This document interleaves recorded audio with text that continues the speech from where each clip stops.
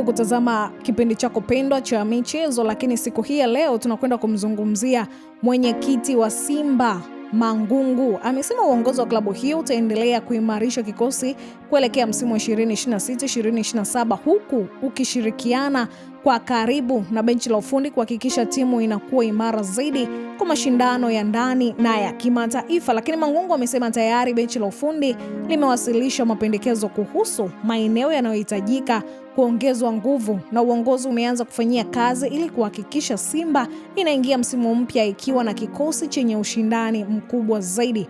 Ameeleza kuwa mafanikio ya msimu uliopita yaliyoshuhudia Simba ikitoa mataji ya Kombe la Muungano na Kombe la Shirikisho CRB yameongeza ari ya kufanya maboresho zaidi badala ya kuridhika na mafanikio hayo. Simba ya sasa ni timu nzuri, lakini lengo letu ni kuifanyia iwe bora zaidi. Tunataka kuhakikisha kuwa tuna kikosi chenye uwezo mkubwa na kushindana na kufikia malengo makubwa zaidi msimu ujao. Hayo ni maneno ya kwake Mangungu. Zaidi sana ameweza kueleza ushirikiano mzuri uliopo kati ya uongozi na benchi la ufundi umeifanya mipango ya usajili na maandalizi ya msimu mapya kwenda kwa utaratibu unaotakiwa, huku kila hatua ikichukuliwa na kuzingatia maslahi ya klabu na malengo ya kuijenga Simba yenye ushindani wa hali ya juu zaidi. Basi endelea kusubscribe, kushare, kulike na kucomment ili uzidi kupata taarifa mbali kutoka hapa Gift Online TV.